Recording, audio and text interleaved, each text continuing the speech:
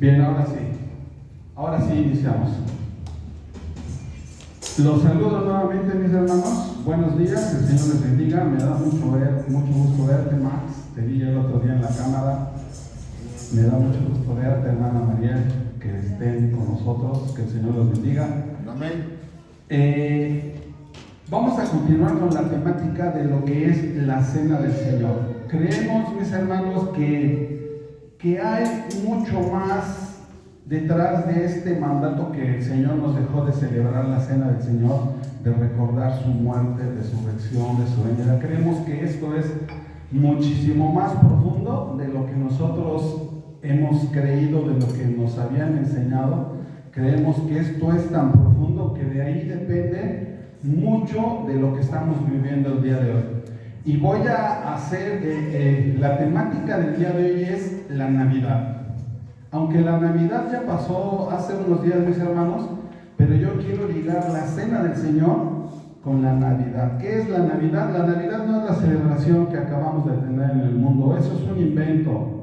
Eso es un invento del humano. Esa es una tradición de un hombre. La Navidad es el nacimiento de nuestro Señor Jesucristo. Y por supuesto que es importante, por supuesto que es trascendental para nuestras vidas como creyentes, porque si Cristo no hubiese nacido en la tierra, jamás hubiese muerto, jamás hubiese resucitado, no estaríamos esperando la promesa de su venida. ¿Te das cuenta de la importancia de este tema tan importante? Que el mundo se ha encargado de distorsionarlo, pero la Navidad es la base sobre la cual nosotros basamos la Cena del Señor. Dice Pablo en la Escritura: si Cristo no hubiera muerto, nosotros seríamos los más dignos de conmiseración, estaríamos perdidos. Pero si Cristo no hubiese nacido, yo le agregaría, Cristo no hubiera podido morir, ¿no? Tuvo que ir paso por paso para que nosotros pudiéramos llegar a lo que es la Cena del Señor. Entonces, lo quiero ligar a este tema, mis hermanos, por favor. Juan 1.1 nos dice, vamos a partir de ahí, de ese texto que nos habla el apóstol Juan en su evangelio, escrito muchos años después de la muerte, resurrección y ascensión de Cristo. Pablo escribe este evangelio porque en ese momento, en ese tiempo, había mucha gente que ya desde ese tiempo negaba que Jesucristo hubiese venido en carne. Comenzaban a decir que Cristo no había venido, que Cristo era como un ángel, que Cristo había venido pero que no era humano, que Él era un espíritu. Y eso no puede ser posible conforme a la palabra. No puede ser un ángel. La palabra dice: a ninguno de los ángeles le he llamado mi hijo eres tú. A ninguno de los ángeles le ha llamado hijo el Señor. Vamos a ver ya desde ese entonces esa mentira. Por eso el apóstol, ya siendo un anciano de más de 80 años, él escribe una carta dando testimonio. Era el último de los apóstoles que quedaba vivo y él tenía que testificar como testigo presencial que él vio, que él tocó. Recuerden que Juan se recostaba en el regazo del Señor. Dice: yo lo vi, yo lo sentí. Él era un hombre, él era humano, él tenía sentimientos, él lloraba, él se cansaba, tenía sed, tenía hambre. Él era un humano.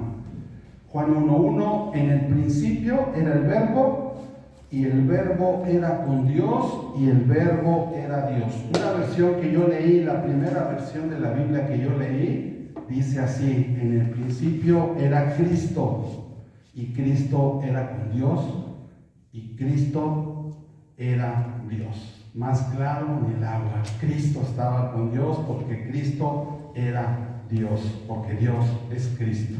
Amén. Aprovecho, mis hermanos, mandar saludo a todos los hermanos que nos siguen a través de YouTube, a la Iglesia de Jesucristo, donde quiera que ésta se encuentre. En cualquier parte del mundo, en cualquier parte de nuestro país, la Iglesia de Jesucristo está presente. Y vuelvo a saludar como Pablo saludaba, si se acuerdan, en la epístola a los Gálatas 1.3, dice: que nuestro Dios, que nuestro Padre y el Señor Jesucristo derramen su gracia y su paz sobre cada uno de nosotros. Necesitamos que el Señor derrame su gracia y su paz sobre nosotros, mis hermanos, que abra nuestros oídos, que abra nuestro entendimiento para que esta palabra pueda penetrar hasta lo más profundo de nuestros corazones. Esta es nuestra oración, Señor. Te pedimos, derrama de tu gracia, derrama de tu paz sobre cada uno de nosotros, sobre cada uno de los que estamos oyendo, para que esta palabra sea de gran bendición. Dice en una ocasión que fui a un congreso juvenil, ya les dije que también alguna vez fui joven, mis hermanos, tocaron la canción de La Bamba y le hicieron una parodia de La Bamba, ¿no? Para subir al cielo se necesita una poca de gracia. Y efectivamente, para poder alcanzar y entender las cosas de Dios, ¿qué es lo que necesitamos, mis hermanos? Una poca de su gracia. Con un poquito de gracia que el Señor nos regale este día, amén, nosotros podemos entender. No se necesita una escalera grande que llegue hasta el cielo. Lo que necesitamos es su gracia derramada sobre cada uno de nosotros. Amén. Amén. ¿De qué se trata la Navidad? ¿De qué se trata la Navidad? Ya dijimos, Navidad es el nacimiento de nuestro Señor Jesucristo. La palabra, el Antiguo Testamento, todo nos enseñaba de la ley en adelante la venida de Cristo. Isaías 9:6 dice, porque un niño nos es nacido. Ya desde ahí viene la anunciación. 750 años antes de la venida de Cristo, dice Isaías, porque un niño os es nacido, hijo nos es dado, y el principado sobre su hombro, y se llamará su nombre admirable, consejero, Dios fuerte, Padre eterno, príncipe de paz. Esos títulos solamente Dios los puede tener. Ese niño que iba a nacer ya traía consigo esos títulos: admirable, consejero, Dios fuerte, Padre eterno, príncipe de paz. Yo te dije que 750 años antes del nacimiento de Cristo, Isaías profetizó eso, pero la venida de Cristo estaba prevista por Dios desde antes de la fundación del mundo. Amén. Dios tuvo una santa asamblea con Dios y juró por su santidad regalarle un pueblo redimido a su Hijo. Y Cristo se ofreció para redimir ese pueblo que somos tú y yo. Amén. Somos ese pueblo, hermano. Somos ese pueblo, aleluya, bendecido. Amén. 750 años, Isaías profetiza, Dios dando un regalo al mundo. ¿De qué se trata la Navidad? Nada más y nada menos que de la encarnación de la segunda persona de la Trinidad, Padre, Hijo y Espíritu Santo. La segunda persona de la Trinidad deja su lugar de gloria para encarnarse y venir a la tierra. De eso se trata la Navidad. La divinidad de Dios y la humanidad se juntaron en una, lo que conocemos como unión hipostática, sin anular una o la otra, porque Jesús era 100% hombre, 100% Dios. No se mezclaron ni se anularon.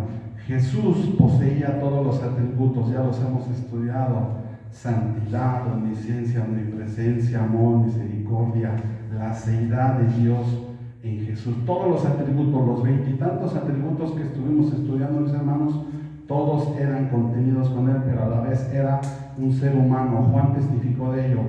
Tuvo sed, lloró, se conmovió, lloró por Jerusalén. Jerusalén, Jerusalén, ¿cuántas veces los he querido juntar como la gallina junta sus polluelos y no has querido? Lloró, se lamentó por ellos. Lloró ante la tumba de Lázaro, su amigo había muerto. Él se conmovió en el espíritu. Tuvo sed cuando le pidió agua a la samaritana. Dice que cuando Él resucitó, Él estaba preparando unos pescados para que comieran. Él tuvo hambre, Él convivió con ellos. Se cansaba, tuvo frío. Todos los atributos de Dios los tenía, todos los atributos del hombre también los tenía, por supuesto. Nuestro enemigo, nuestro adversario, el diablo, siempre ha querido desvirtuar esta verdad de la encarnación de Cristo.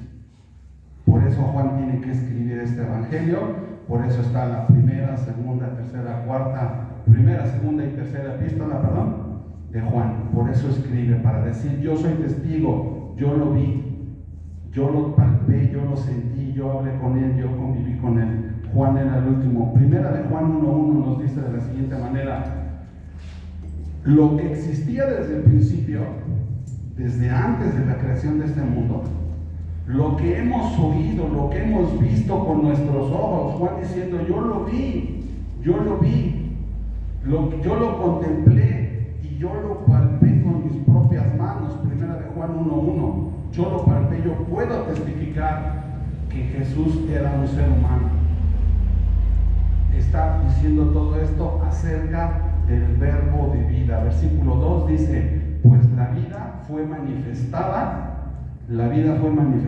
y nosotros le hemos visto y damos testimonio y anunciamos la vida eterna, la cual estaba con el Padre. La vida eterna estaba con el Padre y se nos manifestó. La vida se manifestó a través de Cristo. Yo lo vi, yo lo palpé y testificamos de esto. A Juan, el apóstol, es un testigo de que Cristo era un hombre. Y quiero que pongan mucha atención en esta palabra, mi hermano, porque voy a citar ahorita muchos testigos de que Cristo era un hombre, del nacimiento de la humanidad de Cristo. ¿Estás ahí, mi hermano? Amén. Acompáñame a Hebreos 1. Voy a leer varios textos, nos vamos a ir ahí rápido. Hebreos 1.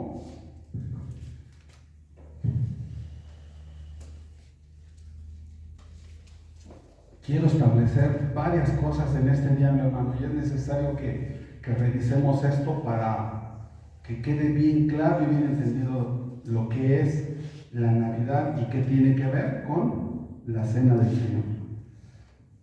Hebreos 1:1 dice: Dios, que muchas veces y de muchas maneras en otros tiempos Dios, habiendo hablado muchas veces y de muchas maneras en otros tiempos a los padres por los profetas. Recuerda que Dios habló a través de los profetas: Isaías, Jeremías, Amós, Miqueas, Malaquías. Les habló muchas veces. Se cansó de enviar profetas y profetas a Jerusalén. En estos postreros tiempos, en estos últimos días, nos ha hablado a través de su Hijo. Por eso ya no hay más revelación, mi hermano, porque Dios nos habló a través de su Hijo. ¿Quieres que Dios te hable? Ahí están las 4 versiones del Evangelio para que Dios te hable. A este Hijo lo constituyó heredero de todo, y porque en sí mismo hizo el universo. O sea, por causa de Cristo, Dios formó el universo y a Él lo constituyó heredero de todas las cosas. Él es heredero de todas las cosas. El 3 dice: el cual, siendo el resplandor de su gloria y la imagen misma de su sustancia, y quien sustenta todas las cosas con la palabra de su poder, habiendo efectuado la purificación de nuestros pecados por medio de sí mismo, se sentó a la diestra de la majestad en las alturas. ¿Qué versículo, mi hermano, es este?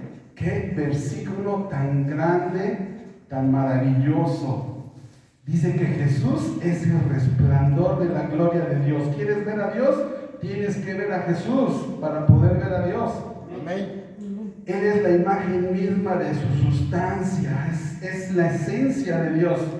Y dice que Jesús sustenta todas las cosas con la palabra de su poder. Recuerda, en el principio, por el poder de la palabra fueron creadas todas las cosas.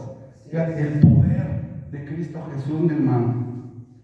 Y dice que Él efectuó la purificación de nuestros pecados por medio de sí mismo. O sea, Él no solamente es heredero universal de todas las cosas, no solamente Él es el que sustenta todas las cosas por su poder, sino que Él se ofreció a sí mismo voluntariamente para purificar nuestros pecados. Y como premio, el Padre, por si fuera poco, lo sentó a la diestra de la majestad en las alturas. Cristo sentado a la diestra del Padre. Y esto yo ya te lo había dicho, el que Cristo esté sentado a la diestra del Padre es solamente un simbolismo, pero estar sentado a la diestra del Padre implica, quiere decir que tiene exactamente la misma autoridad que tiene Dios. Es el lugar de honor de que cualquier persona pudiera tener. Cristo con toda autoridad en el universo. Y dice aquí, porque ¿a cuál de los ángeles dijo jamás? Para los que dicen que Cristo es un ángel, mi hijo eres tú, yo te engendré hoy, y otra vez yo seré a el Padre y él me será hijo. Y otra vez, cuando introduce al primogénito en el mundo, dice, adórenle todos los ángeles de Dios. Cristo es Dios, por eso recibe adoración. Por eso recibe en toda la adoración. Jesús no era un ángel, Jesús no era un espíritu. Ya vimos lo que es Jesús, heredero de todas las cosas. Él es el que sustenta todas las cosas y tiene un lugar de autoridad a la diestra del Padre. Entonces Dios nos ha hablado de muchas formas, de muchas maneras, pero ahora Él nos habla a través de su Hijo Jesucristo. Si regresamos ahí a Juan 1:1, te quiero dar más información para que no quede duda. Juan 1:3. Juan 1:3, Jesucristo, la autoridad de Jesucristo, dice que Él es co-creador del universo, Él es co-creador de la tierra y de todo lo que en Él hay. Todas las cosas por Él fueron hechas y sin Él nada de lo que ha sido fue hecho. Juan 1:3.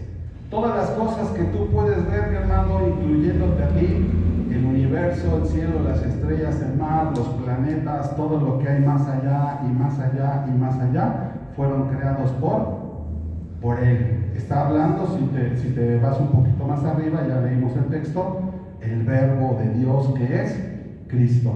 El verbo de Dios es Cristo. Todas las cosas fueron hechas por Él. Él es co-creador del universo. Cristo recibe adoración, mi hermano, porque acuérdate que la historia ahorita los vamos a ver. Los magos fueron a adorar al niño Jesús. Acuérdate cuando Él sana a varios leprosos, viene un leproso y le adora. María le adora. Cosa que, por ejemplo, Pedro no permitió cuando fue a predicar a un gentil, a Cornelio, el centurión. El centurión lo quería adorar, pero le dijo, no es a mí la adoración. El hombre no recibe adoración. El que recibe adoración es Cristo. ¿Por qué? Porque Él es Dios. Y nosotros al leer el Evangelio, mi hermano, tenemos otros testigos. El primer testigo que mencioné yo era Juan, el evangelista, Juan, escritor del Evangelio. Y hay otros 3 testigos, y ahorita los vamos a ver, Mateo, Marcos y Lucas. Entonces ya tenemos 4 testigos. Estos 3 evangelistas dan testimonio del nacimiento de Jesús. Fíjate qué tan importante es el nacimiento de Jesús. Fíjate qué tan importante es la Navidad, que el Señor previó que en su palabra estuviera escrito acerca de este tema. Porque si no estuviera escrito, entonces esto para nosotros sería como un mito, como un tabú, como algo raro, algo que nadie sabe, pero no, es tan claro el nacimiento de nuestro Señor Jesús, que los 3 evangelistas, Mateo, Marcos y Lucas, nos dan referencia. Lucas es el que más habla del tema navideño, pero Juan nos habla de la deidad, de la humanidad de Cristo. Entonces esto no es ningún misticismo dentro de la iglesia, esto es una realidad, es un hecho.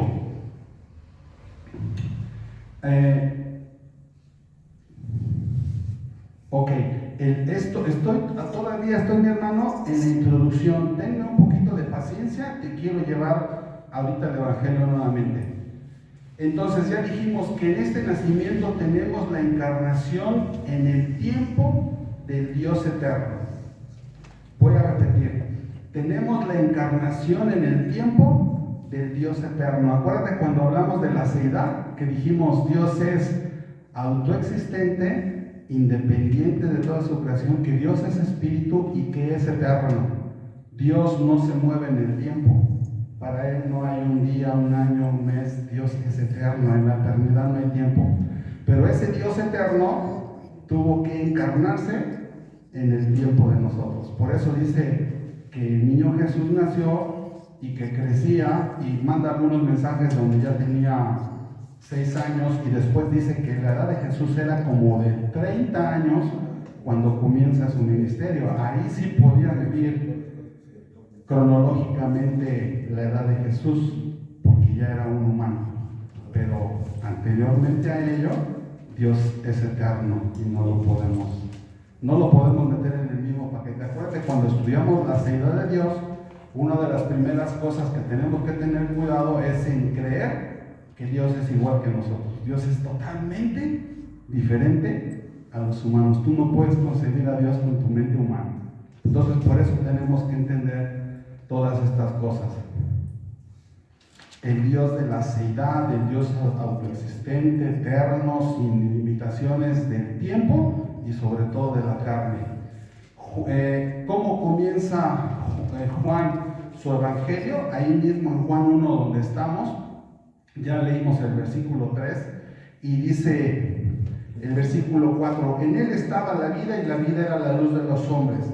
La luz en las tinieblas resplandece, y las tinieblas no prevalecieron contra ella. Pero nos llama a otro testigo, otro que dio testimonio de la humanidad de Cristo. Hubo un hombre enviado de Dios, el cual se llamaba Juan.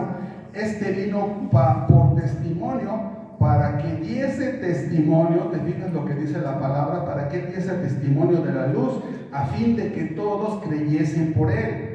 Él no era la luz, sino para que diese testimonio de la luz, aquella luz verdadera que alumbra a todo hombre. Venía a este mundo, y en el mundo estaba, y el mundo por él fue hecho, pero el mundo no lo conoció. A lo suyo vino, y los suyos no lo recibieron.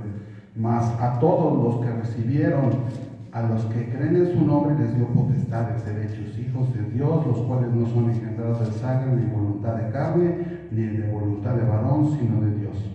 Y aquel verbo, lo que dice Juan 1:1, ese verbo fue hecho carne y habitó entre nosotros, y vimos su gloria, gloria como la del unigénito del Padre, lleno de gracia y de verdad. Juan dio testimonio de él y clamó diciendo: este es de quien yo decía, el que viene después de mí es antes de mí, porque era primero que yo. Porque de su plenitud tomamos todos, y gracia sobre gracia. Juan testificando acerca de ese hombre, de ese Dios que se hizo hombre. Ese hombre, ese Dios se hizo hombre y habitó entre nosotros. Contemplamos su gloria, la gloria que corresponde al único Hijo del Padre, lleno de gracia y verdad. Y después te voy a leer ahora el siguiente versículo, Juan 1:29, donde dice que al siguiente día vio Juan a Jesús que venía a él. Juan no lo había conocido, Juan no lo había visto, aunque eran primos, pero uno vivía por una región y él vivía por otra región, pero jamás lo había visto. Cuando Jesús viene a bautizarse a Juan, él dice en Juan 1:29, al siguiente día vio Juan a Jesús que venía a él y dijo: he aquí el Cordero de Dios que quita el pecado del mundo. Juan dando testimonio. Ese es mi otro testigo de la deidad de Cristo, de que Cristo era un hombre. Primero mencionamos a Juan el apóstol y ahora estamos mencionando a Juan el Bautista. Pero tengo otros 2 testigos que presentarte, mi hermano. Cuando Jesús desciende al agua, sale de ella y dice que vino el Espíritu Santo con forma de paloma. El Espíritu Santo es otro testigo de ello, y se oyó una voz del cielo que dijo: este es mi Hijo amado, en quien tengo complacencia. Otro testigo. 4 testigos que pueden dar fe y veracidad de la humanidad de Cristo. ¿Estás de acuerdo? Testigos irrefutables. Por eso están escrito en la palabra. 4 testigos más Mateo, Marcos, Lucas y Juan. Ya tenemos 8 testigos que están dando veracidad. Acuérdate que Lucas era un historiador, un investigador, y él anduvo preguntando, anduvo indagando cómo fueron las cosas, y su evangelio tiene toda la veracidad histórica que requiera un documento para dar fe y legalidad de algún asunto. ¿Estás de acuerdo, mi hermano? Amén. La segunda persona de la Trinidad tomó una naturaleza humana, se combinó con la naturaleza celestial, se hizo siervo, obediente hasta la muerte, vino a vivir la vida que nosotros no podíamos haber vivido, cumplió la ley y entregó su vida por nosotros. Él vino a vivir la vida que nosotros teníamos que haber vivido. Nace de una mujer y de la simiente de David. Emmanuel, Dios con nosotros y mediador entre Dios y los hombres. Aprendió obediencia.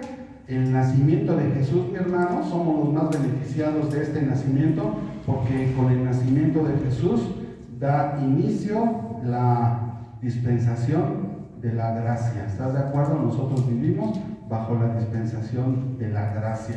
Esto es solamente a manera de introducción, hermano. Quiero que vayamos a Lucas. Ahora sí, vámonos a ver lo que es la Navidad bíblica. Lucas 1:26. Lucas 1:26. Quiero que revisemos varios detalles. Yo estoy seguro que estas historias las has escuchado 1000 veces y te las sabes, pero quiero aquí fijar un precedente importantísimo, mi hermano. Dice Lucas 1:26 que al sexto mes el ángel Gabriel fue enviado por Dios. O sea, vino un ángel. Ya nos está hablando de ángeles, mis hermanos, testigos. Hay ángeles, hay un mundo espiritual en donde están los ángeles. El sexto mes el ángel Gabriel, hasta por nombre lo menciona, fue enviado por Dios a una ciudad de Galilea. Otro dato importante, ¿por qué a Galilea? Llamada Nazaret. La ciudad donde fue enviado se llamaba Nazaret, en la región de Galilea. Y fue enviada a una virgen desposada con un varón que se llamaba José, de la casa de David, y el nombre de la virgen era María. Dice que fue a una mujer virgen. ¿Qué quiere decir con esto de que es virgen? Pues que jamás había tenido relaciones sexuales con un hombre, no conocía varón, y ella estaba desposada. ¿Qué quiere decir que estaba desposada? Que estaba comprometida con un hombre para casarse. Y nada más déjame decirte que el desposorio tenía muchísima más validez aún que el matrimonio. Era más difícil que se pudieran separar dentro del desposorio que aún del matrimonio. Era un vínculo muy, muy, muy fuerte. Y el nombre del varón con el que estaba comprometido se llamaba José, pero dice que José era de la casa de David, o sea que era descendiente de ¿quién? De David, del rey David, el segundo rey del pueblo de Israel, el rey más grande, que tenía un corazón conforme al corazón de Dios, el Dios que le promete descendencia eterna a David. Y ella se llamaba María. Entonces dice que entrando otra vez el ángel, y quiero que pongas atención porque está diciendo claramente lo que era un ángel. Entró a donde ella estaba y le dijo: salve, muy favorecida, el Señor es contigo, bendita tú entre las mujeres. Mas ella, cuando lo vio, se turbó por sus palabras y pensaba qué salutación sería esta. Comentábamos con nuestros hermanos cuando nos reunimos a estudiar este tema, que el Señor definitivamente escogió a una mujer, a una doncella, a una jovencita. Porque era una jovencita, se calcula que no tendría más de 16 años María. Era una jovencita, pero era una jovencita con un corazón piadoso que amaba a Dios, porque estamos seguros que Dios no hubiese escogido a nadie que no tuviera un corazón que realmente buscara y amara a Dios. Esa era su característica principal, un corazón de sierva, jovencísima, muy joven para estar desposada ahora si lo comparamos a nuestra época, pero era la costumbre en aquellos entonces, ¿verdad? Pero con un corazón que realmente amaba a Dios. Y entonces ella decía: ¿qué es lo que me está diciendo? ¿Por qué está diciendo esto? Y el ángel le dijo: estoy segura que cualquiera de nosotros, si se nos aparece un ángel, pues hubiésemos dicho: órale, ¿no? ¿De qué se trata? ¿Qué pasa aquí? Entonces el ángel le dijo: María, no temas, porque has hallado gracia delante de Dios, y ahora concebirás en tu vientre, o sea, vas a tener un hijo, vas a dar a luz un hijo, y llamarás su nombre Jesús, Salvador. Este será grande y será llamado Hijo del Altísimo, y el Señor Dios le dará el trono de David, su padre. O sea, le está diciendo, vas a quedar embarazada, vas a tener un hijo, se va a llamar Jesús y él va a heredar el trono del rey David. Y reinará sobre la casa de Jacob para siempre, y su reino no tendrá fin. Un reino eterno. Por supuesto, María le dijo, ¿cómo va a ser esto? Tengo 16 años, ángel Gabriel, le dijo Gabriel. Tengo 16 años, pero sí sé cómo se le hace para tener hijos. Necesitas tener un encuentro íntimo con un varón y ya sabemos todo que el esperma va a fecundar al óvulo. O sea, de biología conocía un poquito María, ¿no? Entendía. Entonces, ¿cómo va a ser esto? ¿Cómo puede ser esto? Y entonces él le dice, el ángel en el versículo 35, respondiendo el ángel le dijo, el Espíritu Santo vendrá sobre ti, y el poder del Altísimo te cubrirá con su sombra, por lo cual también el santo ser que nacerá será llamado Hijo de Dios. Esta palabra, mi hermano, el Espíritu Santo vendrá sobre de ti, es la misma idea, la misma frase que se utiliza en Génesis 1:1, cuando dice que el Espíritu de Dios se movía sobre la faz de las aguas. Dice que es como un pájaro que va proyectando su sombra. Hay otras versiones que dicen que el Espíritu en ese momento es como si una gallina estuviera empullando a sus polluelos. El mismo poder que creó el cielo y la tierra es el mismo poder que iba a venir sobre María para concebir al Hijo de Dios. El mismo poder, por el poder de su palabra, por el poder de Dios Altísimo, iba a venir e iba a concebir a través del Espíritu Santo. Esto para el mundo es algo increíble, es algo que jamás podría ser, pero sabemos que nosotros, que para Dios, como dice en el versículo 37, para Dios no hay nada imposible. Nosotros por fe creemos que por el poder de sus palabras fueron creadas todas las cosas, el cielo, la tierra y el universo, y que Dios tiene el poder para poder haber hecho que el Espíritu Santo concibiera en María una nueva vida que tenía que ser concebida por el Espíritu Santo, que no podía haber sido concebida de manera natural, porque de otra manera traería el pecado, la pecaminosidad humana, y ese santo ser no hubiese sido llamado santo, tenía que ser concebido a través del Espíritu Santo. Esta es la Navidad, mi hermano, esta es la Navidad. Y en el versículo 38 dice, he aquí la sierva del Señor, hágase conmigo conforme a tu palabra. Y el ángel se fue de su presencia. Es necesario leer esto, mi hermano. Ahorita me vas a entender por qué, ¿sale? Te repito, esto lo hemos leído muchas veces. ¿Cuántas veces no lo hemos leído esto? Creo que cada año. Le anuncia que va a ser la madre de un rey, del rey. Entonces, vámonos a la otra parte, Mateo 1:18. Por eso lo estoy leyendo rápido, mi hermano, porque son textos muy conocidos. Solamente quiero resaltar algunos detalles. Mateo 1:18. Y Mateo 1:18. El nacimiento de Jesucristo. El nacimiento de Jesucristo fue así. Estando desposada María, su madre, con José, antes que se juntasen, se halló que había concebido del Espíritu Santo. Lo dice claramente. ¿Quién concibió a ese niño? El Espíritu Santo. Pero José, su marido, ve cómo lo llama aquí, cómo lo llama la Escritura, su marido. Estaban desposados, pero te repito que el desposorio era algo un vínculo muy fuerte y muy respetado entre el pueblo de Israel.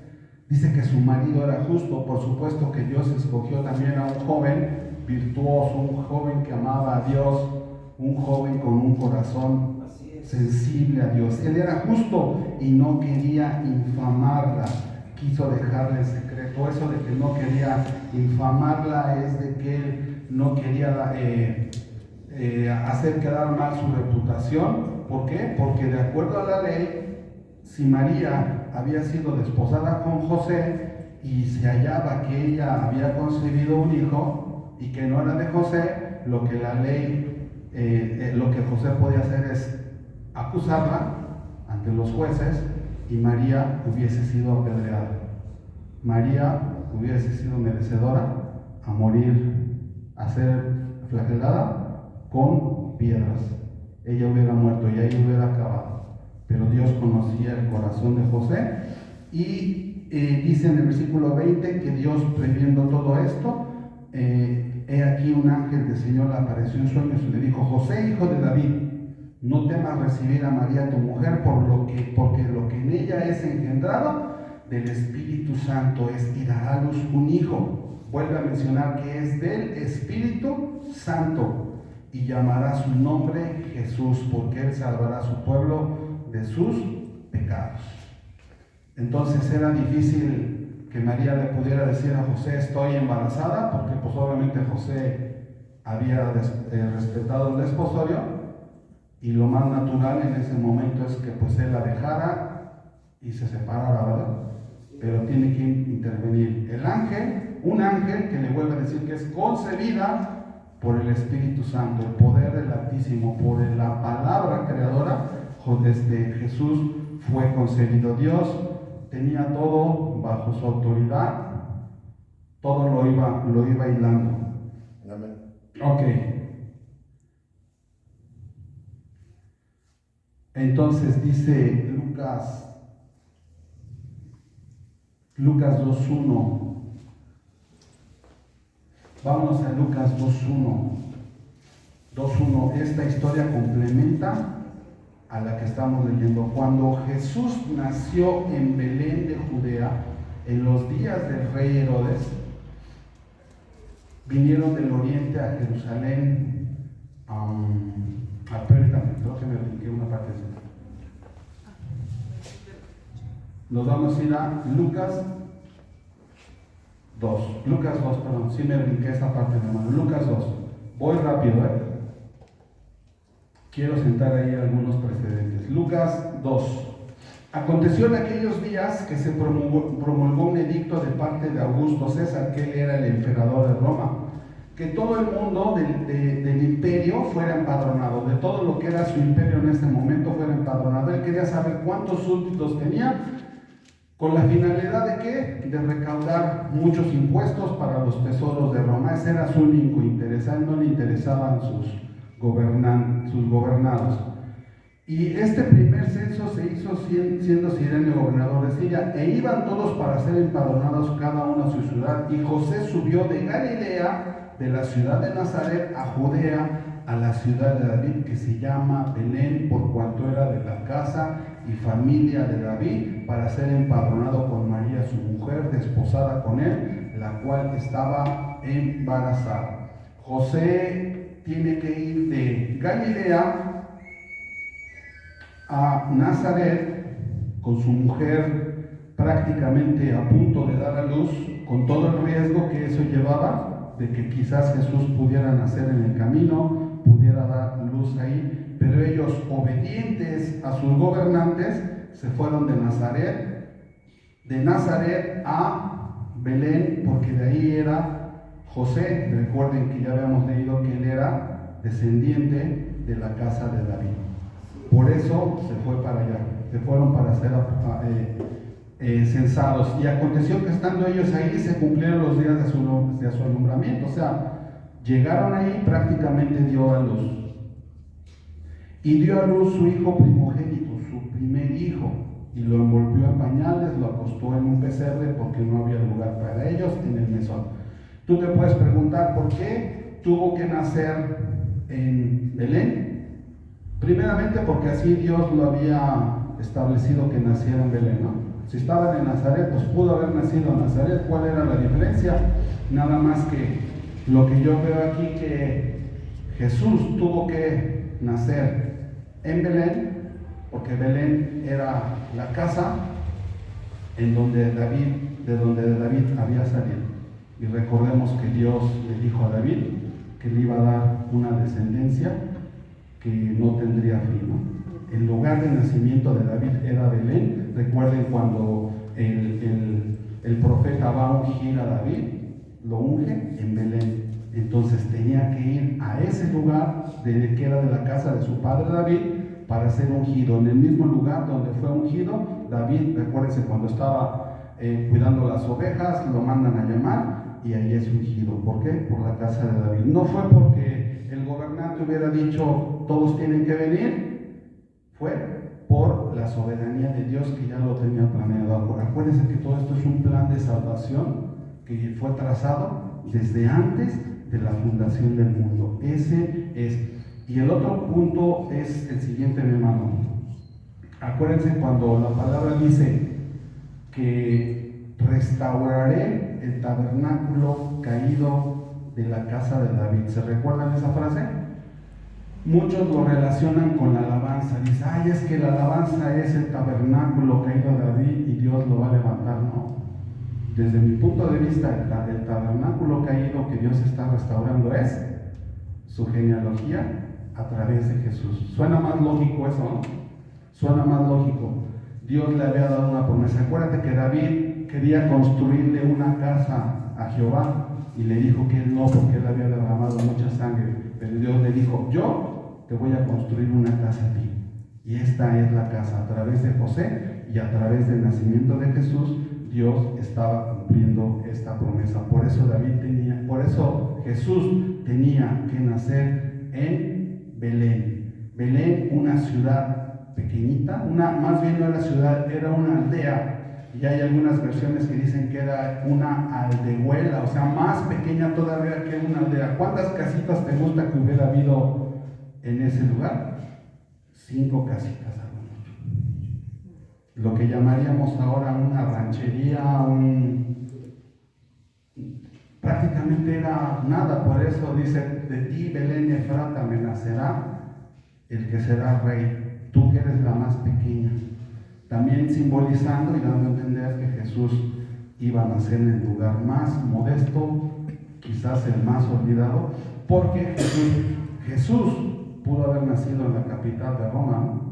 La capital del imperio romano, Jesús el Salvador, o por lo menos haber nacido en Jerusalén, hijo de algún sumo sacerdote, algún hombre adinerado, pudo haber nacido ahí, pero Dios escogió que Jesús naciera en el lugar más recóndito, el menos visto, pero vuelvo a repetir, Dios no pasa por alto esta situación de su nacimiento. Tenemos mucha información y de acuerdo a esta información, mis hermanos, nosotros, ustedes lo saben perfectamente, que podemos establecer la fecha de nacimiento de Jesús, ¿no es así? Podemos saberlo claramente, o sea, no está en discusión el nacimiento de Jesús. El día de la fecha aproximada de su nacimiento no está en discusión. Ahora, dice ahí en el capítulo 2, versículo 8, Lucas 2:8, otro testigo que estoy llamando, los pastores.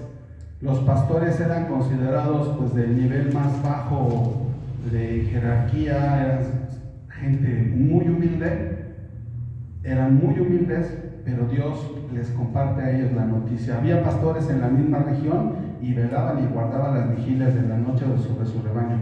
He aquí se les presentó un ángel, otra vez está hablando de un ángel, y la gloria del Señor los rodeó de resplandor y tuvieron gran temor. Dice, se presentó un ángel, mis hermanos, pero la gloria del Señor, la gloria, la Shekinah, la misma gloria que Jesús tuvo cuando estaban en el monte de la transfiguración y su rostro resplandeció y se vio una gran imagen de Jesús hablando con Moisés y Elías. Esa misma gloria los envolvió, la misma presencia de Dios los envolvió, y dice que ellos tuvieron un gran temor. Pero el ángel otra vez les dice, no tengan miedo, porque aquí les estoy dando una nueva noticia que será para todos ustedes, que les ha sido nacido hoy en la ciudad de David, en Belén, un Salvador que es Cristo y el Señor. Y esto servirá de señal, hallaréis al niño envuelto en pañales, acostado en un pesebre. Hallaréis al niño envuelto en pañales. ¿Cómo eran los pañales? Pues simplemente eran pedazos de trapo, de telas improvisados para cobijar al niño, acostado en un pesebre. Los pesebres normalmente estaban en la parte trasera de las casas, era la parte más sucia, la más descuidada, precisamente porque ahí habitaban los animales que pudieran llegar a tener las familias. Y lo más importante aquí, mi hermano, otros testigos que estoy llamando, el versículo 13, que apareció con ellos y repentinamente apareció con el ángel, o sea, estaba el ángel y posteriormente apareció una multitud de las huestes celestiales, un ejército de ángeles. ¿Y qué estaban haciendo? ¿Estaban listos para pelear? ¿Estaban listos para luchar? No, dice que estaban alabando a Dios y decían: gloria a Dios en las alturas y en la tierra paz y buena voluntad con los hombres. Los ángeles de Dios estaban alabando al Dios Santísimo por ese gran milagro, por esa manifestación de poder, por haber enviado a su Hijo a encarnarse en la tierra con el propósito de redimir a toda la humanidad. Los ángeles del cielo alabando y bendiciendo su nombre. Entonces ya tengo varios testigos de mis hermanos: Juan el apóstol, Juan el Bautista, el Padre, el Espíritu Santo, los 4 evangelistas, los ángeles y una corte celestial de ángeles que alababan y bendecían su santo nombre. Y ahora a esos testigos le tenemos que agregar a los pastores. Y ahora sí me regreso a Mateo 1, unos testigos más. Mateo 2, voy a ir rápido en este texto, Mateo 2, y voy a llamar a testificar para todos aquellos incrédulos que dicen que Jesús no era un humano, que era un espíritu, que era un ángel. El capítulo 2 de Mateo dice: cuando Jesús nació en Belén de Judea, en los días del rey Herodes, vinieron del oriente a Jerusalén unos magos. ¿Cuántos? No sabemos cuántos eran, pero eran como sabios, como astrólogos, y nos preguntaron: ¿dónde está el rey de los judíos que ha nacido? Porque su estrella hemos visto en el oriente y venimos a adorarle.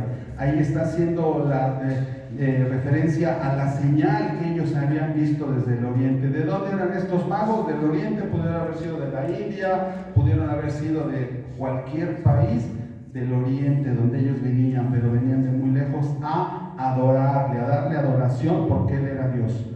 Entonces dice que el rey Herodes se turbó porque él pensaba que lo iban a suplantar, porque Herodes era el rey. Y me voy a brincar hasta el versículo 9. Y ellos, habiendo oído al rey, se fueron, y aquí la estrella que habían visto en el oriente iba delante de ellos, hasta que llegando se detuvo sobre donde estaba el niño.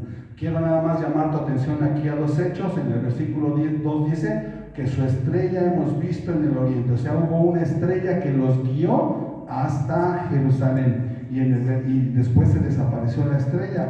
Y en el versículo 9 dice que cuando ellos que salieron de la presencia de Herodes, dice que la estrella iba delante de ellos. O sea, era una estrella que aparecía y desaparecía, aparecía y desaparecía. Algunas personas dicen es que son ángeles, eran un grupo de ángeles. Otros dicen que era un cometa, otros dicen que era la conjugación de 2 planetas. Yo tengo esta idea, mi hermano, que Dios utilizó sí una estrella, porque acuérdense que aquí la Escritura hace una clara diferenciación de cuando eran ángeles y cuando eran una estrella. Ángeles, lo mencionó muchas veces, estrella. Ángeles, estrella. Entonces no cabe duda que era una estrella. ¿Cómo era esa estrella? Pues no era igual que las otras. Yo quiero llevarte al libro de Éxodo, en donde dice que había una nube de día y un fuego de noche. Nube de día, fuego de noche. Nube de día, fuego de noche. Aparecía, desaparecía. Yo creo que era una estrella que en ese momento Dios formó, le dio la orden con una indicación específica para un momento específico. Era una estrella que los guió, ¿sí? Entonces se detuvo sobre donde estaba el niño, y al ver la estrella se regocijaron con gran gozo, y entrando a la casa vieron al niño con su madre María, y postrándose le adoraron, y abriendo sus tesoros le ofrecieron presentes: oro, incienso y mirra, regalos que solamente se le daban a los reyes. Se regocijaron con gran gozo y le adoraron. Esa es la Navidad, esa es la historia de Navidad, mi hermano. Esa es la historia de Navidad, y ahí está escrita porque es tan importante que nosotros la tengamos para que no haya ninguna duda. Porque un niño os es nacido, recuerda lo que el texto que leímos, porque un niño os es nacido, hijo nos es dado y el principado sobre su hombro, y se llamará su nombre admirable, consejero, Dios fuerte, Padre eterno, príncipe de paz. Ok, mi hermano, ese es lo que tenemos de acuerdo a la Navidad. Podemos entender que había un propósito de Dios, que hubo personas que Dios utilizó para hacer que Cristo se introdujera a la humanidad a través del vientre de una joven. Él dispuso todo, el Altísimo estaba sobre él. Como conclusión de esto que acabamos de leer, mi hermano, yo te puedo decir que Cristo nació para morir y en su muerte a nosotros darnos vida. La Navidad efectivamente es celebrar el nacimiento de aquel que se hizo pobre para hacernos ricos a nosotros. ¿Cómo se hizo pobre? ¿Cuál fue su pobreza? El de estar en un lugar de gloria, de grandeza y descender a la humanidad. Esa es lo que podemos entender como la expresión que se hizo pobre. Dejó el lugar de gloria que él tenía para hacerse hombre, y aún lo sabemos, se hizo como un siervo. Y en ese entonces el ser siervo era el ser el sirviente, el esclavo, el de la más baja jerarquía. Entonces te imaginas el haber sido Dios, el estar rodeado de gloria y venir a tomar la forma de un siervo. Esa es la pobreza. Dice que no se aferró a su trono y se hizo pobre. Y dice que nos dio de sus riquezas. ¿Cuáles son las riquezas de Cristo? Cristo nunca tuvo nada, murió en una tumba prestada, en su ministerio lo sostenían algunas mujeres. Las riquezas que Cristo nos ha dejado son la salvación, la vida eterna, la justificación de la que hablábamos hace 8 días. Todas esas son las riquezas que Cristo nos ha dejado a cada uno de nosotros. ¿Debemos o no debemos celebrar la Navidad, mi hermano? Es aquí a donde yo te quería llevar. Está bien claro y bien establecido que la Biblia no oculta el hecho del nacimiento de Cristo, ¿no? Ahí está la palabra, sí, efectivamente ahí está. Y si nosotros escudriñamos y cruzamos referencias, nosotros podemos encontrar y llegar hasta la fecha exacta del nacimiento de Jesús. Podemos decir que es en octubre. A lo mejor nosotros podríamos inventar, pues ahora vamos a celebrar la Navidad en octubre, porque es más bíblico, ¿no? Celebrar el nacimiento de Jesús. Yo lo que quiero establecer es esto, mi hermano. A nosotros nos surgió la duda de hablar de este tema porque resulta que la Navidad como tal, como celebración, se ha metido a muchas iglesias cristianas en la actualidad. Y muchos siervos de Dios, muchos pastores reconocidos que son líderes de opinión, han permitido que esta celebración se meta a la iglesia. Esa es nuestra preocupación, por eso estamos tocando este tema, mi hermano. Y nosotros creemos que la Navidad no tiene absolutamente nada que ver con la iglesia cristiana. Pero en absoluto, mi hermano. Sabemos lo que es un mandamiento de Dios, ¿no? Sus 10 mandamientos, 614 leyes que Dios dejó establecidas. Y sabemos y entendemos lo que es una tradición, ¿no? Algo inventado por el hombre, algo que el hombre establece, que se pasa de generación en generación y que terminan creyendo que es un mandamiento de Dios cuando no lo es así. Pues la Navidad es eso, mi hermano. La Navidad sabemos que es un invento. Por ahí del siglo IV, un papa se le ocurrió mezclar fechas de nacimientos de dioses paganos con el nacimiento de Cristo y celebrarlo al mismo tiempo, cuando no tenía absolutamente nada que ver. Ahora, la palabra nos enseña celebrar la Navidad. No, el mandato que nos enseña, que nos ordena celebrar es la cena del Señor y el bautismo. Son los únicos dos mandamientos que nos deja el apóstol para celebrar. Yo te quiero hacer una pregunta a ti, mi hermano. Pablo fue llevado al tercer cielo, y en el tercer cielo se le revelaron muchas cosas, y aún dice él que muchas cosas que él no podía ni siquiera expresar. Y dentro de esas cosas que le enseñaron, nos enseñó él, a través de la Escritura, a través de la carta de los Corintios, la celebración de la cena del Señor, ¿no? Porque yo recibí del Señor lo que ahora les enseño, dice la palabra, ¿no? Pero la pregunta que yo te quiero hacer, mi hermano, es la siguiente. ¿Tú crees que Pablo, por error, habrá omitido mencionar esto de la Navidad? ¿Tú crees que por error a él se le olvidó mencionar en sus cartas lo de la Navidad? ¿Tú crees que a él se le olvidó, o al que le enseñó a Pablo se le olvidó explicarle esto? ¿Crees que haya habido por ahí un resbalón, que quedó incompleto el canon del Nuevo Testamento? ¿Tú crees que es bíblico entonces que celebremos la Navidad? No creo que se le haya olvidado nada. Creo que lo que se le tuvo que enseñar, él lo aprendió y lo transmitió. Nos explicaba mi hermano Rafa acerca del sincretismo religioso, que es el mezclar tradiciones dentro de la iglesia y hacer una, como es esto de la Navidad, ¿no? Un papa la establece en el siglo IV y de ahí empiezan a mezclar cosas, y como todo el mundo la hace, pues eso ya es un mandato de Dios. Y no es así. El que la mayoría del mundo celebre esto, mi hermano, no quiere decir que esté bien, ¿eh? Y el que muchas iglesias cristianas lo celebren, tampoco quiere decir que esté bien. Yo creo que realmente, ¿te acuerdas hace 8 días que hablamos de que el enemigo tiene un arma muy poderosa que es la mentira?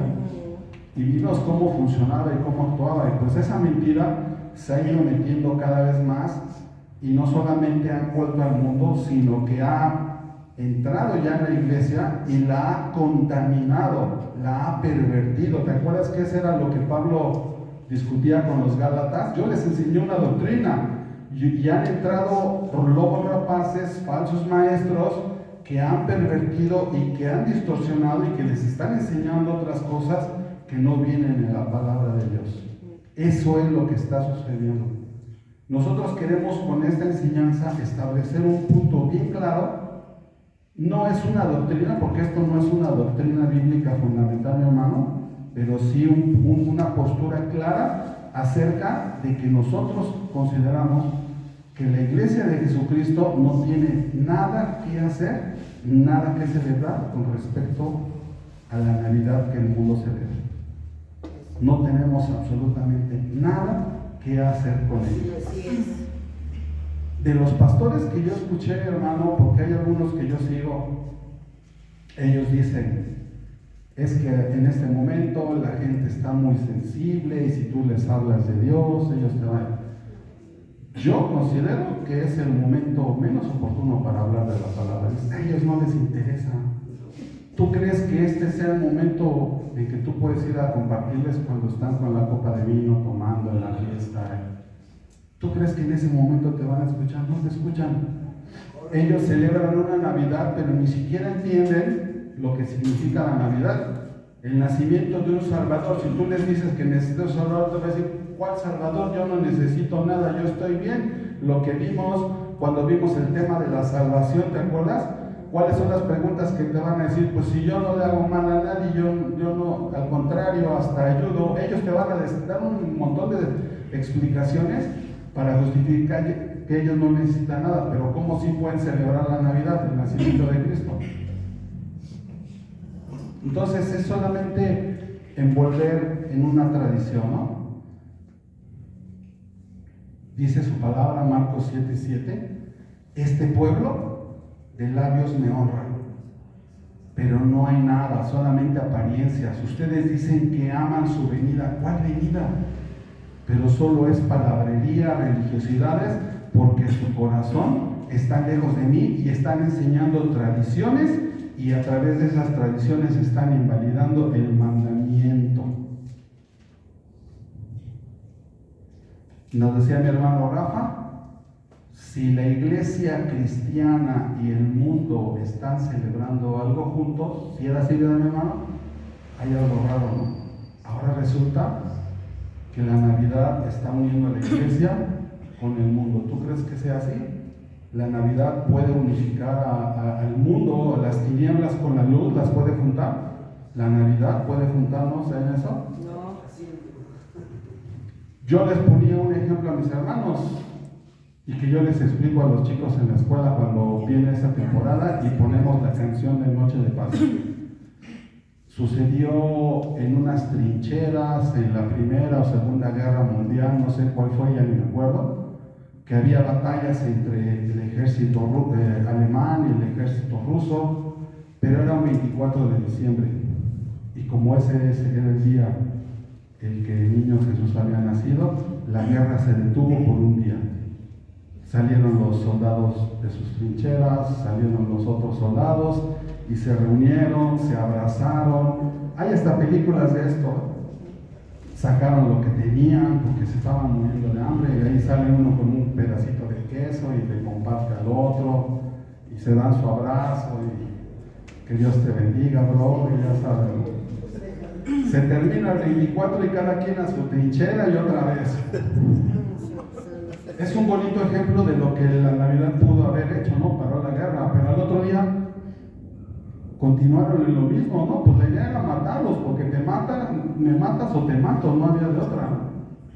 Y así es la gente, ¿no? El 24 todos felices y amor y paz, y al otro día volvemos a lo mismo, ¿no? Volvemos a lo mismo. Es que el espíritu navideño, hablábamos de esto, mi hermano Juan, mi hermano Rafa, el espíritu navideño, se siente el espíritu navideño, une a la gente. Y yo mi pregunta es, ¿el espíritu navideño es el que une a la gente? ¿No tendría que ser el Espíritu Santo el que une a la gente? Así es. El espíritu navideño yo le podría llamar espíritu de mentira, espíritu de error, el espíritu del anticristo, espíritu de división, porque ahora con esto que están predicando los pastores se está dividiendo la iglesia más todavía. Si de por sí cada quien con su doctrina, cada quien con sus ideas, cada quien sus apóstoles, ahora ya hay un espíritu de división, porque por querer meter esta enseñanza en la iglesia, pues ahora menos. Si antes no había comunicación, no había apoyo, no había un buen entendimiento, pues ahora menos. Es un espíritu de división, un espíritu de anticristo. A eso es lo que se le llama un espíritu navideño, un espíritu de mentira, un espíritu de error. Espíritu, decía mi hermano Juan, y hizo la observación, que le llaman espíritu. Espíritu. Cuando a mí me tocó dar el tema de los nombres del Espíritu Santo, Espíritu Santo, Espíritu de Dios, Espíritu de Cristo, el Espíritu Eterno, pero nunca menciona un espíritu navideño, mi hermano.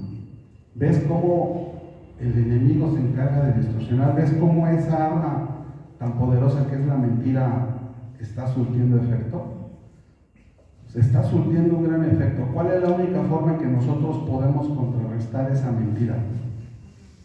Con la palabra de Dios, ¿no? No lo busques, 2 de Corintios, para los que todavía quieren compartir la Navidad. ¿Qué compañerismo tiene la justicia con la injusticia? ¿Y qué comunión la luz con las tinieblas? ¿Qué tienes tú que ver? La luz con las tinieblas. ¿Y qué concordancia tiene Cristo con Belial? ¿O qué parte tiene el creyente con el incrédulo? Mezclan lo santo con lo profano. Ellos nos aborrecen, mis hermanos, nos aborrecen, es una palabra dura, pero dice el Señor en Juan 15:18, a mí me aborrecieron antes que a ustedes. Si fueras del mundo, te amarían. Si tú fueras del mundo, te amarían. Pero ellos nos aborrecen. ¿Qué hay de malo en hacer esto o hacer aquello? Dice el espíritu de mentira. ¿Qué hay de malo en poner unas luces?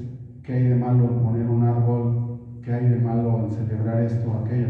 Acuérdate que comienza un poquito y luego otro poquito y luego otro poquito y va cediendo y va cediendo, y cuando te des cuenta tú ya estás invadido de las cosas del mundo.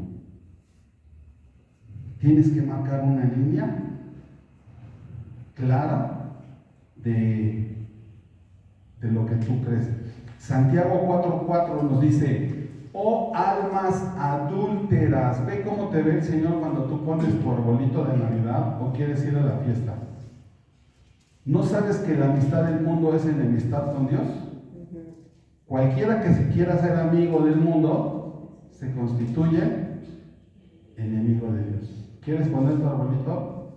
Porque se ve bonita las luces, porque el espíritu navideño se siente, ya se siente la Navidad. Eres un adúltero delante de Dios. Te constituyes enemigo de Dios. Y lo que dice Santiago 4:5 es que el espíritu que el Señor ha hecho morar en cada uno de nosotros nos anhela celosamente. Celosamente. Ya lo decía el otro día mi hermano Rafa, puso un ejemplo. Es como si tú en la recámara donde tú duermes con tu esposa pones la foto de tu ex, ¿no? O de tu amante. O si tú tienes a tu esposa y por aquí te paseas de la mano con tu otra esposa, ¿no? O sea, es eso, adulterar, fornicar. ¿De qué acusaba Dios al pueblo de Israel? Y lo llegó a comparar con una prostituta, ¿no? Te prostituiste delante de mí. Ese fue su reclamo en el Antiguo Testamento, ¿verdad? Lo comparó a una prostituta. Dice Pablo, le dice el apóstol en Lucas 22:19, hagan esto en memoria de mí. Esto sí es un mandamiento de Jesús, no es una tradición. Lucas 22:19, lo voy a leer. El contexto es en donde está la cena de Jesús celebrando con sus discípulos la cena.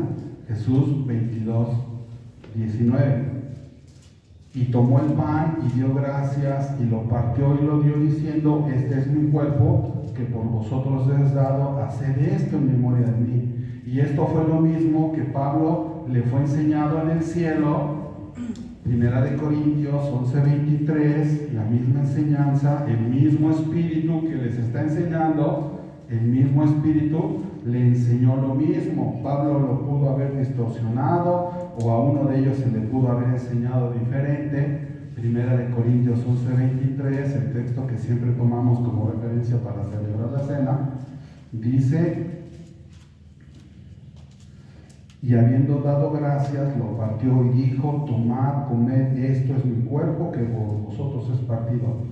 Haced esto en memoria de mí, recuérdenme. Y el versículo 26, ahí es donde vemos el mandato. Así pues, todas las veces que comieres este pan y bebieres esta copa, la muerte del Señor anunciáis hasta que Él venga. Amén. Esto sí es un mandato de Dios, mi hermano. No creo que a Pablo se le haya pasado, se le patinó lo del nacimiento de Jesús. Vamos a hacerle su pastelito al niño Jesús con globitos y todo lo demás, ¿no? En memoria de mí, todas las veces que te reúnas. ¿Quién es el autor de la Navidad entonces, mi hermano? El padre de mentira. Otro texto contundente que nos dice que nosotros no tenemos nada que ver con el mundo, Romanos 12:2, mi hermano. Romanos 12:2 nos dice de la siguiente manera: no se conformen a este siglo, no se adapten a este mundo, no se amolden al mundo, no imiten las conductas y las costumbres de este mundo. Estoy leyendo 4 versiones parafraseadas. no se conformen, no se adapten, no se amolden, no los imiten, no imiten sus costumbres, no vivan según los criterios de este tiempo. Al contrario, más bien dejen que Dios los transforme, que renueve su mente en nuevas personas. Al cambiarles la manera de pensar, entonces aprenderán a conocer la voluntad de Dios para ustedes, la cual es buena, agradable y perfecta. Amén. Jeremías 15, 19, mi hermano. Jeremías 15, 19 es un texto donde el Señor está lidiando con su pueblo contumaz y rebelde. El pueblo de Israel rebelde. Jeremías 15, 19. Dice así la Escritura: por tanto, así dijo Jehová, si te convirtieres, yo te restauraré, y delante de mí estarás. Y si entresacares lo precioso de lo vil, serás como mi boca. Conviértanse ellos a ti, y tú no te conviertas a ellos. O sea, nosotros nos tenemos que adaptar a lo que ellos enseñan, o ellos se tendrían que adaptar a lo que nosotros estamos haciendo, mi hermano. Nos estamos dejando, bueno, se están dejando influenciar por sus tradiciones. Pero ¿sabes qué es algo muy delicado, mi hermano? Y que a mí me llegó a pasar, que de tanto que te reprochan y te dicen, que tú llegas a pensar que a lo mejor sí estás equivocado. Y que a lo mejor sí he exagerado, y que a lo mejor estoy siendo religioso, que estoy siendo extremista. Te llegan a pensar, llegas a pensar y llegas a creer, y dices, sí, pues es que ya muchos pastores lo están haciendo, y dices, ¿estaré equivocado? ¿Estaré exagerando? Me habré convertido en lo que no quería yo convertirme, en un fariseo extremista religioso por no celebrar la Navidad. Pero ¿qué crees, mi hermano? Que no. No, creo que ahora más que nunca estamos certeros de lo que debemos de hacer, y lo he dicho y lo repetimos, que estamos abiertos a corregir nuestra doctrina, mis hermanos, porque aprendimos muchas cosas mal en el pasado, y que estamos abiertos a que si hay nueva revelación en cuanto a la interpretación de la Escritura, adelante, lo corregimos y vamos adelante. Pero esto no es ninguna revelación nueva, ni se apega a la palabra. Al contrario, yo en este momento yo afirmo que esto es totalmente contrario a la doctrina de Cristo, mis hermanos. Amén. Totalmente contrario. Espíritu de error, espíritu de mentira, espíritu de división.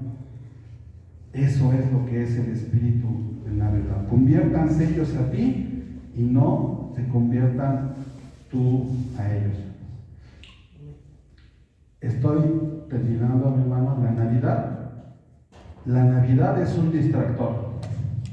La Navidad es un distractor para toda la gente.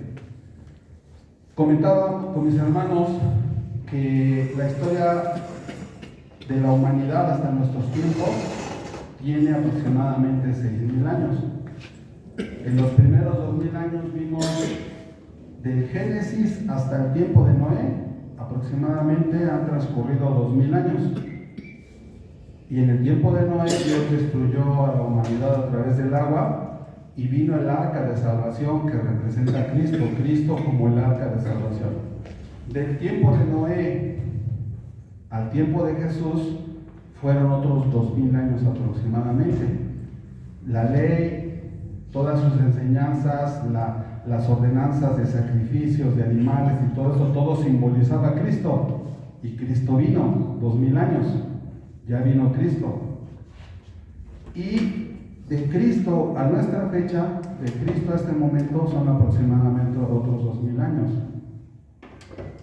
Si cada 2.000 años hay un evento importante en la iglesia del Señor, en el pueblo del Señor, estamos en el tiempo de su segunda venida. Yo con esto no estoy especulando ni estoy diciendo que ya viene, que quede bien claro. Estoy diciendo que por las fechas puede ser. Sabemos que la fecha nadie la sabe porque el ladrón, si viene de noche, nadie sabe cuándo va a venir, pero estoy diciendo que por lo que hemos visto cronológicamente, este puede ser un momento importante para la iglesia. Puede suceder el arrebatamiento, mi hermano, y es un distractor para que tú pongas tu mirada en otra cosa que no sean las cosas de Dios. Yo se los decía a mis hermanos en broma: ¿qué te va a encontrar haciendo el Señor cuando Él venga? Tú vas a estar arrullando al niño Jesús. Va a decir: ay, el Señor, pues aquí te estoy arrullando. Eso no vale. Eso no vale. ¿Qué te va a encontrar haciendo como las vírgenes? ¿Vas a estar velando o se te acabó el aceite? ¿Sí me explico, mi hermano? No te distraigas, iglesia de Jesucristo, no te distraigas en cosas vanas, cosas profanas. No te distraigas, son distractores. Eso le agregaría al espíritu de mentira un espíritu de engaño, un espíritu de distracción, para que la iglesia, ahora tenemos que hablar de la iglesia, tenemos que incluirlas, se están distrayendo en cosas totalmente absurdas. ¿Estás de acuerdo, mi hermano?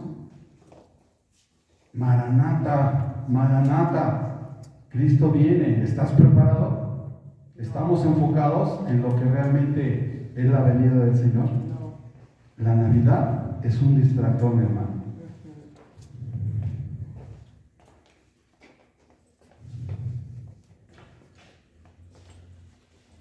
Somos nosotros beneficiarios directamente de la venida de Cristo, su muerte y su resurrección. Somos beneficiarios de eso. Si Cristo no hubiese nacido, no habría muerto, no habría resucitado, no estaría entronizado en el cielo. Si Él no hubiera nacido, nosotros no tendríamos nada que estar haciendo aquí, mis hermanos. El nacimiento de Jesús es tan importante para la iglesia cristiana. Si no estuviera el nacimiento de Jesús, este canon estaría incompleto. ¿Estás de acuerdo? Así es. Pero tan importante es que el Señor lo puso y ahí está. No hay vuelta de hoja. Jesucristo vino en carne. Dice Juan, ¿verdad? En sus cartas: si alguno niega que Jesucristo vino en carne, este es el anticristo. O sea, cualquiera que niegue que Jesucristo vino a la tierra es el anticristo. ¿Qué celebramos nosotros, mis hermanos, cada vez que nos reunimos? A ver, abro este foro a opiniones. ¿Qué celebramos cuando nos reunimos? Su amor, su presencia, Su amor, su salvación, la vida eterna. Salvación, vida eterna. ¿Qué celebramos? Coinonía también. Coinonía. ¿Qué más? Cristo vive. Que Cristo viene. Cuando nosotros nos reunimos aquí, mis hermanos, lo que nosotros hacemos cada 8 días y en especial el día de hoy, para poder celebrar esta mesa, nosotros tenemos que celebrar su nacimiento, su muerte, su resurrección, su entronización en el cielo, la vida eterna que Él nos da, la salvación, la justificación, su misericordia, su amor. ¿Te das cuenta que lo que nosotros hacemos en un día es como un paquete que incluye todo? Así es. Cuando nosotros alabamos a Cristo porque Él gobierna en el cielo, pues lo estamos alabando porque Él primero vino, tuvo que morir, dar su vida, derramar su sangre y después poder ir al cielo, ¿no? Esa es nuestra Navidad. Nuestra Navidad es, cada vez que nos reunimos celebramos la Navidad, el nacimiento de Cristo, su muerte, su resurrección. No celebramos una sola cosa, celebramos todo. Es como cuando tú recibes al Espíritu Santo, tú no recibes nada más una bendición de amor. Tú recibes todo el fruto del Espíritu Santo, tú recibes todo. Cuando tú recibes la salvación, recibes la justificación, y la justificación, la santificación. Tú recibes todo, mi hermano. Por eso dice su palabra que en Él estamos completos, no les hace falta nada, así dice la palabra, ¿no? Amén, No les hace falta nada. Nosotros no necesitamos celebrar la Navidad. La Navidad la celebramos cada vez que nos reunimos a alabar al Señor. La Navidad la celebras tú cada vez que en la mañana te levantas y le dices gracias Dios por darme la vida. La Navidad la celebras tú cada vez que tú abres su palabra. Tú estás celebrando esa Navidad en ti. Cada vez que tú le compartes a alguien, estás celebrando la Navidad. Cada vez que nos reunimos, cuando nos reunimos en WhatsApp para la oración, estamos celebrando la Navidad. Cada vez que nosotros hacemos una obra dando testimonio de lo que Dios ha hecho en nuestra vida, estamos celebrando la Navidad. Así es, ¿Necesitas amén. tú una fecha en específico para celebrar la Navidad? No. Cada vez que le damos gracias a Dios, celebramos la Navidad. Amén, amén, amén. No Amén. necesitamos un día específico. Amén. No hay necesidad de que nos inventemos una Navidad, mis hermanos. Así es. Yo lo siento por los que en su vida no han nacido Cristo. Ellos sí están muertos en sus delitos y pecados. Ellos no tienen nada que celebrar más que inventarse una fecha, una tradición, una historia y tratar de ser felices por un momento. Es lo que necesitan hacer ellos, creer que están cumpliendo con Dios, pero realmente no es así. Cada vez que nosotros nos reunimos, mis hermanos, celebramos muerte, su ministerio, su caminar en la tierra, cómo se entregó a los principales y sacerdotes para ser martirizado, su via crucis, su crucifixión, su muerte, su resurrección, su ascensión al cielo, su promesa de venir por nosotros, y podríamos celebrar hasta el reino eterno en el cual vamos a estar. Es un paquete, mi hermano. Celebramos muchas cosas al mismo tiempo. No necesitamos una fecha en específico. Eso es lo que nosotros hacemos. Esa es nuestra Navidad. Y ahora sí te voy a pedir que me acompañes en 2 de Corintios y vamos a celebrar la Navidad, mis hermanos. Vamos a celebrar que Cristo un día vino a morir. 2 de Corintios, donde está lo de la cena. Vamos a celebrar la Navidad, vamos a celebrar su muerte, su resurrección, que Él está sentado a la diestra del Padre. Es 1 de Corintios, ¿verdad? 1 de Corintios 1:11, y voy a pedir que los hermanos, las hermanas se preparen para compartir de los elementos, porque yo recibí lo que también os he enseñado, que el Señor Jesús, la noche que fue entregado, esa noche que estuvo con los discípulos compartiéndoles, fue entregado, y Él tomó el pan y habiendo dado gracias lo partió y dijo: tomen, coman, esto es mi cuerpo, este cuerpo que por vosotros es partido. 1 de Corintios 11:23. 1 de Corintios 11:23. Asimismo también tomó la copa después de haber cenado, diciendo: esta copa es el nuevo pacto en mi sangre. Haced esto todas las veces que la bebiereis en memoria de mí.